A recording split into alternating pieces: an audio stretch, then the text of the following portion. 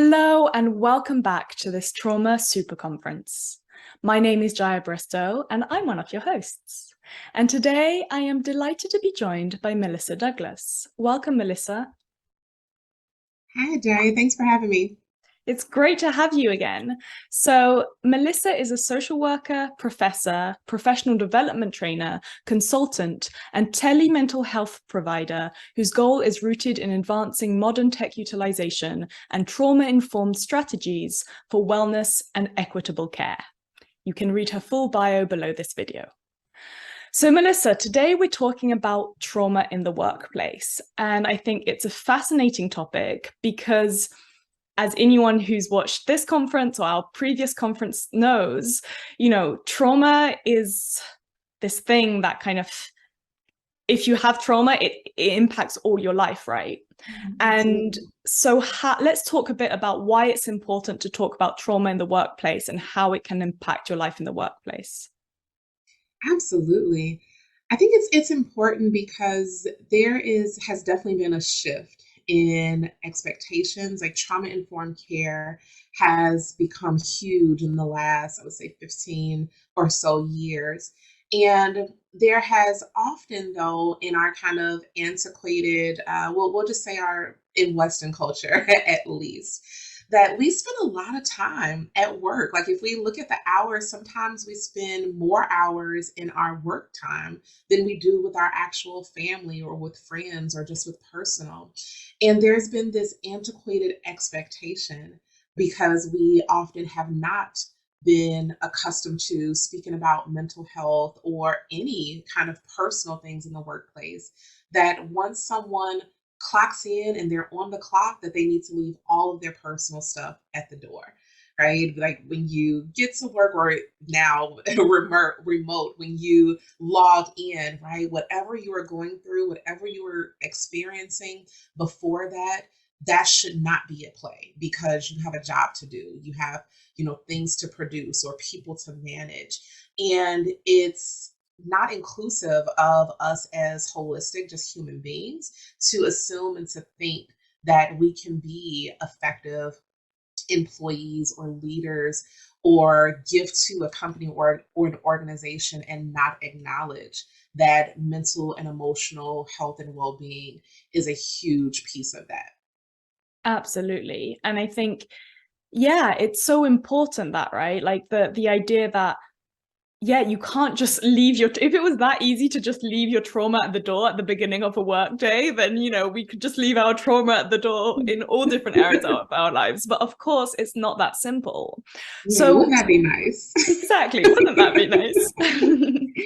So for starters, what are some ways that trauma, because it's not just that we can't just leave trauma at the door, right? It's that the workplace can also activate or trigger certain trauma responses because of the setting. So let's talk a bit about that first. Like, what are some trauma responses that can show up in the workplace? And of course, keeping in mind that lots of people have different work environments.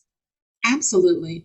Absolutely. Well, I think that just kind of understanding the basic kind of responses to trauma, or if I back up a little bit, just I'm thinking about the triune brain model that by McLean and Gray, that kind of shows us how trauma affects the brain in our executive state, our emotional state, and that survival state. And when we think about where a lot of our just kind of emotions and feelings originate in the amygdala. When someone experiences trauma like that, space is enlarged. And I know we've often heard of the fight, flight, or freeze response. And now more recently, we also have heard of the fawn response, where people are people pleasing, they're being fixers, they're really falling into wanting to be the one to just have everyone be pleased and okay with things. But in this space, like there's an overproduction of neurons, it creates that hypervigilance. And so in the workplace, that can look like people being very unsettled, that can affect projects, that can affect communication, that can affect how someone leads, that can affect the interpersonal relationships with colleagues. when we think about the executive state and the prefrontal cortex, when someone has experienced trauma, that space shrinks, right? So it makes it harder to regulate thoughts and emotions. And sometimes we just perceive threats from everywhere. So observing how people might show up in meetings or how people are communicating with their team members. I think this kind of area becomes a huge issue, or the work in our HR departments, where we are thinking about policies and practices and how do we respond when people may not communicate effectively, or they might be showing irritability in the workplace, or threatening safety for other people, even if it's mental and emotional in that space.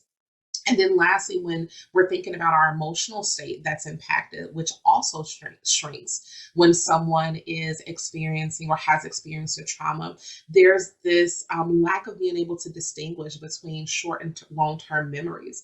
And so people sometimes have can be impacted in project management in this particular space, or if there are things that are said or done or felt that can spark one of those memories. We talk about triggers and how those can be experienced through all of our senses. So, what our environments look like in the workspace, what conversations look like, how people are being addressed or acknowledged. When we think about leadership styles, and sometimes how just that hierarchy can come with feelings of lack of being able to communicate effectively or feel like you're being heard. Like there are just so many spaces when we understand trauma and understand that each person that we work with, whether it's a direct staff or leadership or someone at the executive level, we all have these histories and experiences that not only affect us on the mental state, but they also affect us just in our bodies.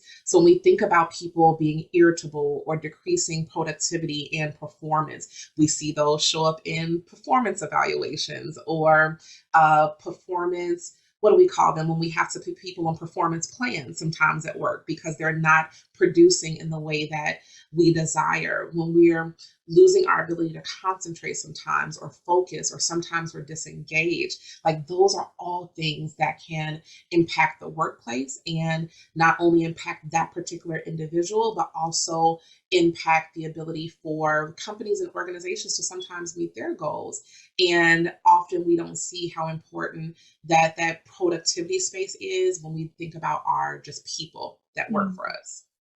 Absolutely. And I think there's a few key elements in what you're saying, right? There's the individual side of it, like going into a work environment with unresolved trauma can be really difficult, right? It can be activating, it can affect our day-to-day task, our productivity, it can affect the way we communicate with colleagues, the way we show up in meetings, that kind of thing.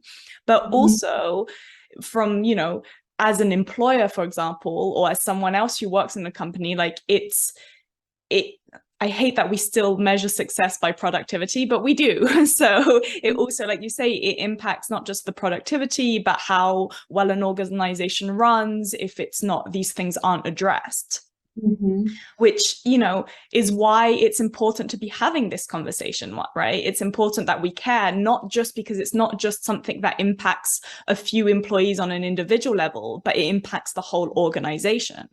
So what are things that can be done to support sort of workplace wellness and approaching this, especially because people have different types of trauma, people have different work environments, people have different structures. I don't know if we have exactly a magical template that we can apply to everything, but what are some sort of, at a very essential level, some key things that can be done to support a better, more sort of safe, inclusive, well-being feeling in a workplace? Absolutely. So we may not have a magical solution, but we definitely have a research and evidence-based strategy and framework. So SAMHSA actually developed a framework for trauma-informed care back in 2014 that includes principles for a trauma-informed approach. So first things first is when we talk about trauma-informed care, that's really the intro basic level that just recognizes the the presence of trauma symptoms and acknowledges the role that trauma plays in an individual's life, right? So all of this conversation that we talked about, like that's basic trauma informed care, realizing that when people show up, trauma can also show up. But what I love about the SAMHSA approach is that they champion what's called a trauma informed system of care. And that includes trauma informed approaches as well as trauma specific services, which all comes together for us to have a trauma informed system of care. And so a system of care is a multi level trauma informed approach that's inclusive of like this cross strategy system. So not only just our employees, not only the people that we might serve or our customers, as we might say, but we're thinking of leadership, management, directors, direct care service workers. We're thinking of partners that we might engage with. We're thinking of every single sector that comes with an organization to really make sure that we have strategy aligned with policies, practices, and services that really support healing and resilience for everyone. And so the SAMHSA framework has identifies 6 core principles of the trauma-informed approach. And the first is just safety, really thinking, how does, excuse me, excuse me, how does our just physical and emotional safety, like how do we create that environment for the people that not only work for us or the people that we serve as well. The second principle is trustworthiness and transparency. Like, are we really having conversations about this? Are we pretending like mental health is taboo or it's not normalized or these things are not really true factors that are showing up? And are we being honest about expectations, boundaries? What does our HR process and procedure for grievances or giving feedback, what does that look like? Does it feel punitive to the employees, or does it really create a system of trustworthiness and transparency that says we're all working together to make sure that everyone feels safe? The third principle is peer support, right? So how are we building good rapport and trust among the people that we work beside and that we're working with for many, many hours of our days and our weeks? The fourth principle is collaboration and mutuality, right? So how are we, again, working on multi-levels, making sure that everyone is kind of on the same page in the direction that we're wanting to go, to make sure that trauma-informed approaches are not only spoken about, but they're actually felt within our organizations and our companies. The fifth principle is, are we empowering our employees? Do they have a space to feel like they have a voice? Are they able to make choices? Are we making sure it doesn't feel like a dictatorship, right? And then the last one, number 6, the principle is just cultural, historical, and just gender issues, and making sure that we're addressing them from an inclusive and a trauma-informed space. So we're making sure that the culture that we have within our organization is one that does not champion stereotypes or biases, and that we really incorporate the differences in really the value that's within diversity and the different cultures that oftentimes always make up a team and within an organization. I love that. I love that there is a magical template after all. Maybe not magical, it's a very like evidence fact-based template, right? But Yes. and then each one of these elements, whether we're looking at safety, whether we're looking at trust and transparency, whether we're looking at peer support, whether we're looking at the ability to communicate between, with management and service workers and like the people we're serving and the people who are being served, all these different things. All of these things are like not only just crucial, but each one of them can be adapted to the organization itself. So it's not like we're saying there's a one size fits all. It's like, here are some of the essential elements. Here are the headlines. Here is what needs to happen to create a supportive, safe, trusting environment at work where the employees are content, the leadership and management is content, the people being served and content. It's like a win-win-win all round, right? No one loses by having this kind of ethos in the workplace. Mm-hmm. And I love as Yeah. well that, like you said, it can be adapted, and I love the what you were talking about it's also really important to have a sort of inclusive, equitable place where we can talk about, you know, gender issues or racial or cultural issues in the workplace, because of Mm-hmm. course these things play into workplace wellness. You can't have one without the other, right? You can't have a safe, transparent, trusting environment which isn't triggering and activating for the employees and the management, and where everyone feels like it's a good workspace, without having that element as well. Absolutely, you're so spot on. And this is the work that I really enjoy and love doing, because every organization, every space, like, it has its own culture, it has its own mission, its own values, its own story. And you have people that have bought into that larger vision. And we want to make sure that the people that are on the team and that are championing, that's moving that forward, feels like they are seen as like a whole person and not just a part of the work to get these Mm, things done. a cog in But the machine. yeah, there was some research that came out not too long ago that said there was only about 50% of employees in the United States that actually felt like their company or organization that they worked for really cared about their well-being, Wow. right? And so when we think about just what goes into how we show up, or how we even get to the places that we work, for a lot of people, there's schooling, there's education, there's training, there's hours, there's so much professional and personal development that goes into showing up in a sector, in a field, in a space, to put your best foot forward, to give all of your skills and talents and abilities to work with an organization, because you have a personal mission and desire to be a part of this larger mission. And so it's kind of heartbreaking to hear that when we show up and we give so much, that so many, almost 50% of employees feel that the place that they're giving that time and attention and energy to does not care about their personal well-being.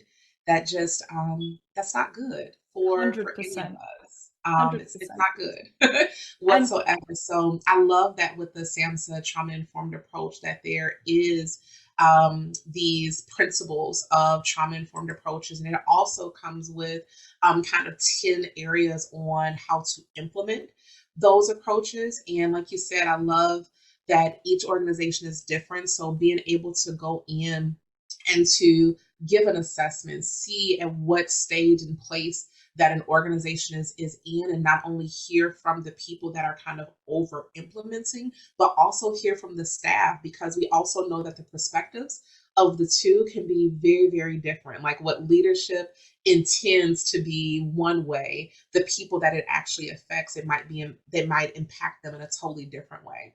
So going in and doing assessments and really understanding culture of the organization, really being clear about what the trauma informed approach that we really want to um, really navigate and go after within our organization, and getting guidance on what that looks like, so that we can raise that percentage of people that feel like we care about their well-being, should be the absolute goal of every organization and company out there.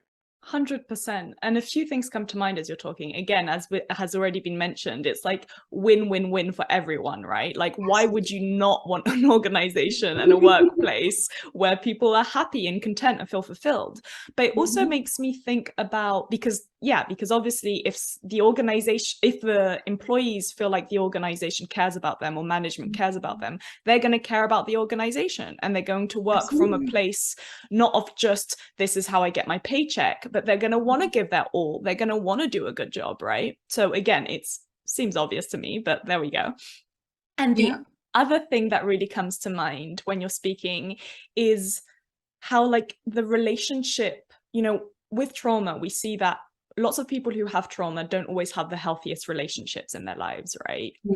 And I Mm-hmm. think that that can be true with the relationship with work or your workplace or your organization or your boss or whoever it is. And so it's looking at your job as a relationship, and it's like, if it's a relationship where it's some let's be honest, some jobs are abusive relationships. The Yes. employees are expected to give their all. They have, demanding hours, very little pay. They're not valued, they don't get any benefits. It's like, why? Of course we live in a capitalistic society where people do need to pay their bills, but it's like, why would you want to put yourself in that position if Mhm. if rather than have this sort of mutually beneficial relationship where the employee is wanting to support the organization and the organization is wanting to support its employees. And again, that can look like different things in different places, right? It's not just Mhm. everyone has to implement the same exact thing. It's not like an AI, like artificial intelligence robot is going to write a list of rules, right? It's like, but it's Absolutely. checking in and finding out what's actually needed.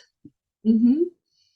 That's so true. And of course, with employees and people that are experiencing or living through trauma and trauma responses, and they're still showing up every day and trying to put their best foot forward with as much as that they have to give. I think it's so important for employees to remember that they have to put them first, Mm. right? So whatever that looks like in regards to their own personal wellness, if that's therapy, if that's remembering their coping skills and enforcing boundaries. I think one thing that I see very frequently when it comes to just the whole trauma response piece and how it affects the, like you shared, of course, the relationship with their work, is that there's this push and this kind of over compensation of needing to prove myself, right? I because of what I've experienced in the past, I'm showing up in my workspace and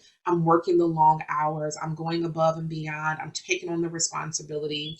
I am, doing the job of two, three, or four if I notice that my organization is understaffed, because I have that innate need, right? I might be fawning as a trauma response, and I'm having that need and desire to prove myself, to show that I can do all the things, that I'm worthy of being here, and all of these things. And it does create a very unhealthy kind of relationship with the work and sometimes the people that you're answering to, whether it's my direct boss or a leader above that.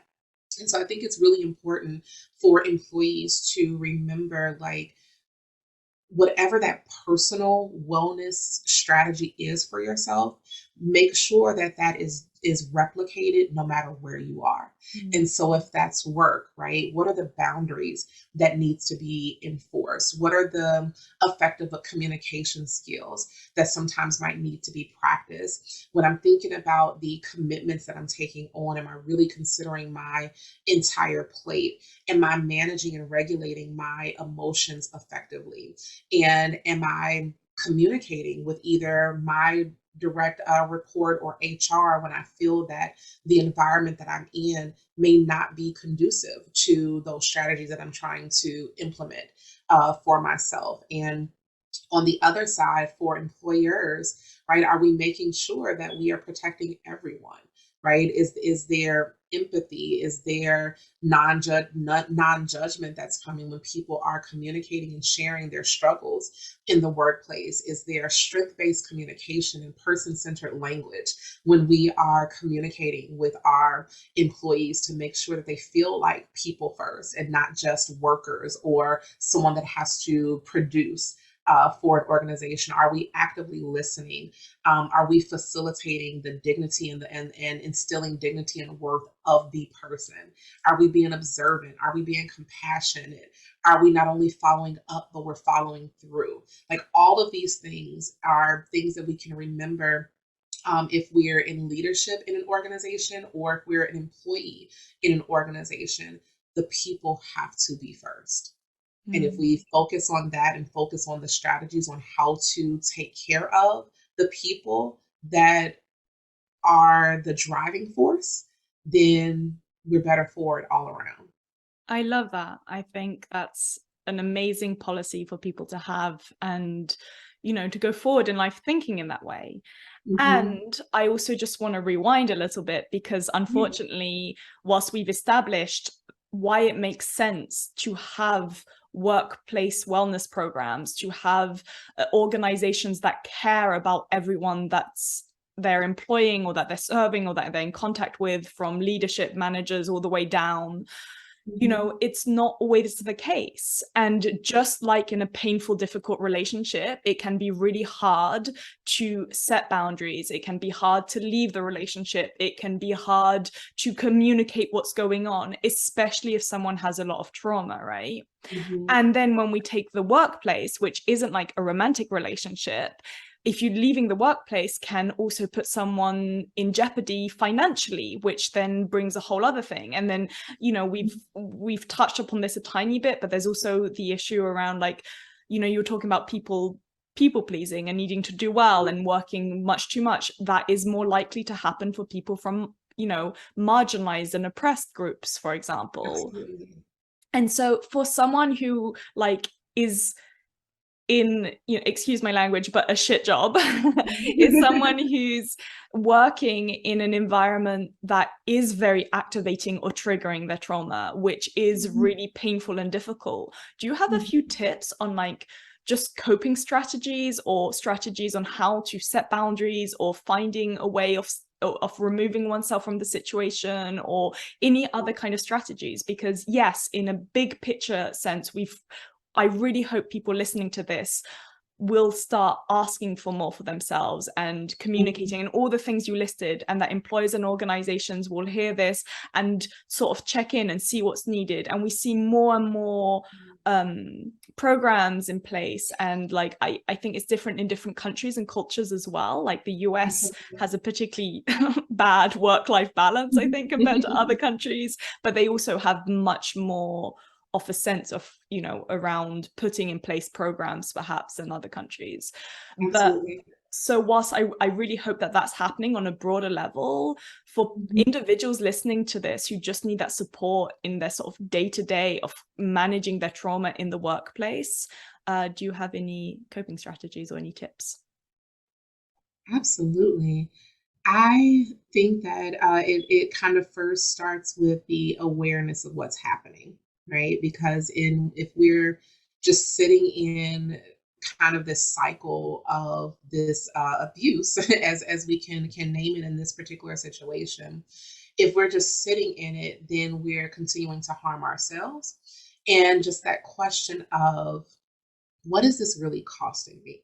Right? When we consider that getting a new job and going through interviewing processes and preparing yourself to exit a situation like this, absolutely it's a process. Absolutely it's, I know the old saying was, you know, it's a full-time job trying to get a job. Mhm. Like that's absolutely true.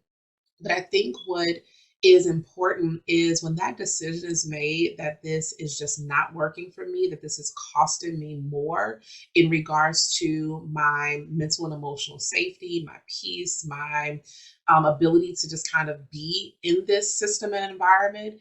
If it's costing me so much more mentally and emotionally, then we have to be firm about when we make the decision to say enough is enough. And this is costing me way too much. And so I think teaming up with somebody that can help hold that person accountable, whether it's a therapist, whether it's a good friend, whether it's a good family member, but someone that has the ability to see what's happening and that also has strategy around walking through a process. And I think a huge kind of piece, excuse me, of acknowledgement here is that with that, we're also navigating change management and we're also going to have to navigate grief at the same time. Because unfortunately, often we don't realize how toxic work environments are until we're already very deep in them, Mm. right? And so there was initially probably an expectation that this is going to be a great role or a good position or a great opportunity, or I was going to climb the ladder, or whatever that might look like. When we're in a space of realization that this is not going to work for me and that this is actually costing me way more than it's worth at this time, then sometimes we actually have to grieve that reality that I'm going to have to make a new decision and a new choice and walk away from this. And that needs compassion, that needs understanding, that needs someone that can show empathy, that can help that person stay true to this decision that they made and see it all the way through. So I think what I hear myself saying is that once that awareness is there, communicate with somebody, right? Because it's very often challenging to go through something like that alone. And so communicating with someone that's a trusted person to say, hey, I think I need to do this. Can you stand alongside me through it? And if that is someone that needs to be like a therapist or something like that, making sure that there's a process developed on timing, right? So starting to get those things together of looking for a new job and maybe doing some interviews and preparing yourself for updating your resume or even going out on the job search again, but creating what that plan and that process might be so that there is not an impulsive decision that just says, well, I'm just walking away and I'm quitting because that's the best for me. For some people, that might work if you financially have some other things to fall back on. But for other people, that's not a reality. And there has to be a plan and a process in place. Oftentimes, like when someone may make the decision to leave an abusive relationship, there has to be planning. There has to be a process that allows for them to follow through and to be able to stand in that change that they have. So outside of all just the normal coping strategies of making sure that you are considering your needs and what you have to and need to do for yourself, being very self-aware and being honest in the reality that this is not working for you, teaming up with a support person, and then creating a plan of action that you can follow to lead yourself through finally exiting that situation. I love that. And I think it's really important to remember that it doesn't have to be all or nothing, right? It doesn't have to be, I'm stuck in this job, I don't have a choice, I'm just going, like, there is no exit. And it doesn't have to be, okay, I hate this job, I'm going to go in and quit tomorrow when I go into the office and I'm done with it. And, and that it can be something where it's like, check in with yourself, what's true, what's not, what's coming up, how, get support. And you talk about like therapists and friends to talk it through and put a plan together. And if people have, again, this is a privilege, but if people have a safety net, whether they have savings or whether they have a family members who can support them or friends that they can go and stay with for a while whilst they're in a transition period, those kind of things can be really supportive as well. And it's not always possible. But if it is, we're sometimes surprised by how willing our loved ones are to help us, right? And that if we're like, yeah, if we talk to trusted people and loved ones, that they're willing to do what they can to help us create a plan and provide resources whilst we're coming up with that plan and help us update our resume or help us, might hear about job opportunities or might be able to offer a couch to crash on whilst we're in between or whatever it may be. So I think using the resources that we have in terms of like loved ones, again, or therapists to talk through it and put a plan together, there's always, we can feel very stuck and alone at times, and trauma can reinforce that feeling. And so it's so important, I think, to reach out to others. Absolutely. And I want to just add to that when someone has experienced a trauma in the workplace, that they're looking to transition to a different workplace, that you're going to go with you, right? So being very sure that you take time to acknowledge what you've experienced and work through and maybe go through another if you've already been through like therapy or some other kind of support, realizing whatever that situation is that you're deciding to walk away from, as you look for or seek that next place of employment, or if it's entrepreneurship or whatever that looks like, you're going to also show up in that space too. And how are you working through some of those things that you've worked through in the past or that you've experienced so that you can be your best self no matter what you decide to do next. But then also being very careful and asking questions in those new spaces that you might be looking to enter just to see what the responses look like in regards to asking maybe in an interview, you know, what are the policies like how is the culture in regards to this place of employment being family friendly or not, right? So just seeing how they answer questions in regards to if there are responsibilities for children or if there are some caregiver responsibilities, or even if someone isn't partnered or have children, like what is the culture like around that, thinking and asking questions around like what are the strategies in place, or what are the approaches for inclusivity here, what are the policies around the people within the organization, how do you respond to time off requests, or what does the wellness program look like, or how is communication usually facilitated here, right? Just asking questions that sometimes are the things that can create harm for us, and sometimes the things that we've experienced before. Trying to do your best diligence of opening the floor for just getting an idea of what that looks like in this other place, fully knowing that we don't know until we actually there. But even just opening the conversation and asking, like, how is wellness um, championed, or how does communication processes usually work, or how does this look within the organization in regards to HR policies and practices and things, can sometimes give you a little bit of a window in regards to how openly or not people respond to those kind of questions, to let you know, is this possibly a safe environment for me or not? I love that. And there's so much in what you said. There's so many threads I want to go on, but I'm aware of time. But a few key things that resonated for me is one, remembering, like you said at the very beginning, our work environment tends to be somewhere we spend a lot of time. So it's important that it's not an environment which makes us miserable, right? It's important that it's not an environment where, you know, that whole like, do you live to work or work to live, or something, there's those kind of expressions. It's like, does it have to be one or the other? Like, is it possible to create an environment where you spend a lot of time, a healthy, supportive environment?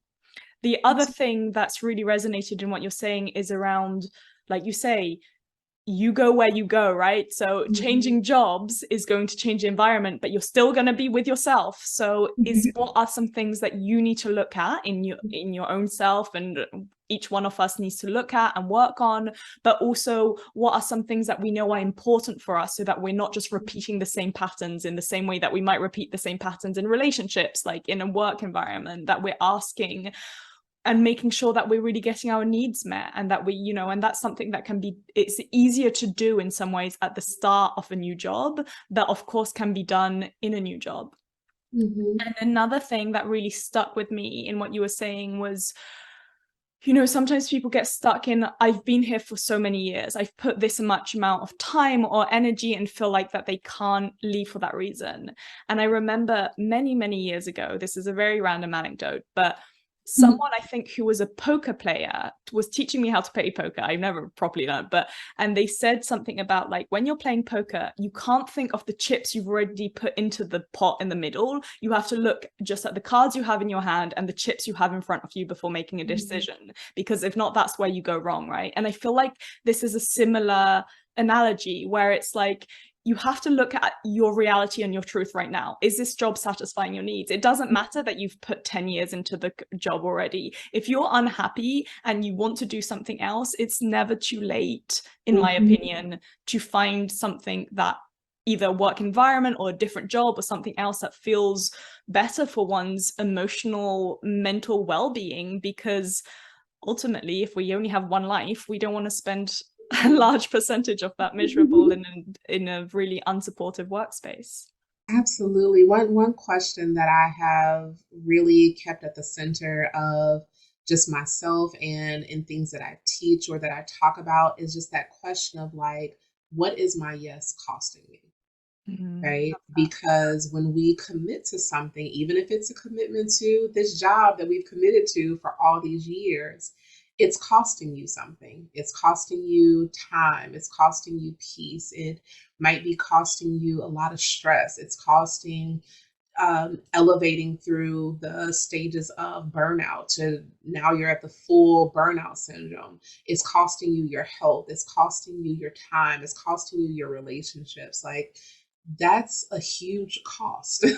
And oftentimes, it is actually automatic. When we say yes to one thing, we're automatically saying no to something else. So if we're committing to saying yes to staying at this job because of I've been loyal to it for all of this time, or I've stuck it out, or I don't want to lose the time that I put in.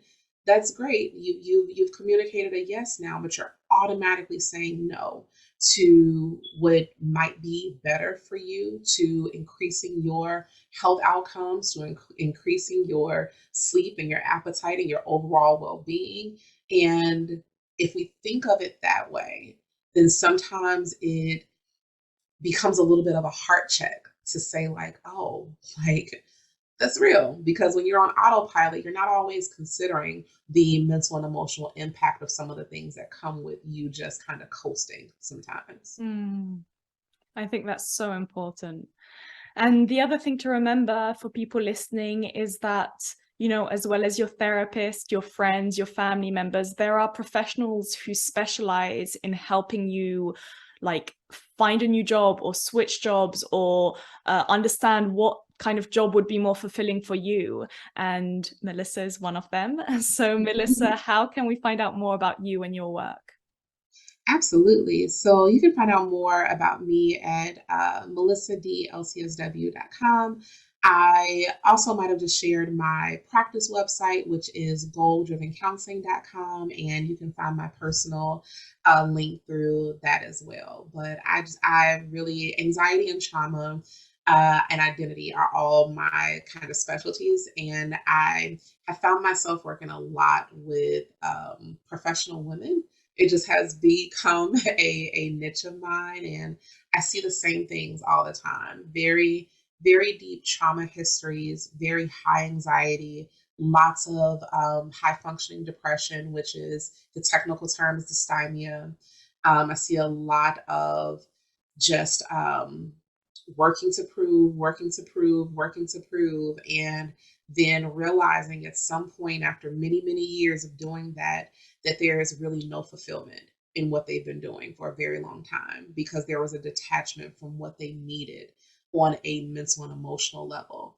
And then you have people that are entering, middle or older ages of their years and they're realizing, I don't really know who I am or what I like or what I want or what I need because I've been so wrapped up in proving things to everybody else or meeting the demands of everybody else that I lost sight of what was important for me.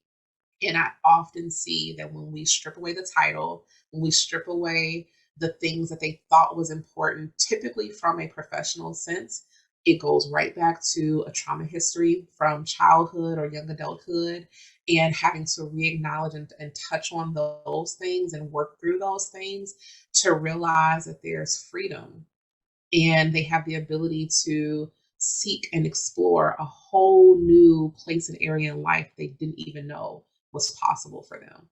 And so I see a lot of that in an individual space. And on the organizational level, where I also do work, and I see a lot of organizations that are realizing that if we don't get serious about seeing our people and valuing our people in the ways that they need to be valued, then we're going to lose it. People are leaving the workforce. People are starting their own businesses. People are saying enough is enough. I'm going to go on leave or I'm going to make the decision that's best for me. And organizations are really, really realizing that the real return on investment for their companies or their organizations is in wellness initiatives. And I'm seeing that coupled with DEI strategies very, very largely. And I'm very, very glad to see it happening. 100%. I think that link with diversity, equity, and inclusivity, DEI strategies, as you say, is really, really important. And I wish we had more time to go into it more, but unfortunately we don't today. But there's so many more ways we could go, and I really appreciate you sharing that, the work you do and what comes up for people, because it's amazing how entwined it can be, like the way we show up in a work environment, how much that has to do with the way we show up in the world and our history around trauma and all sorts. So thank you so much for your time today, Melissa. I really, really appreciate it. Thank you so much. I always enjoy these conversations, and just such an amazing conference and opportunity for so many people to learn. So thank you again so much for having me.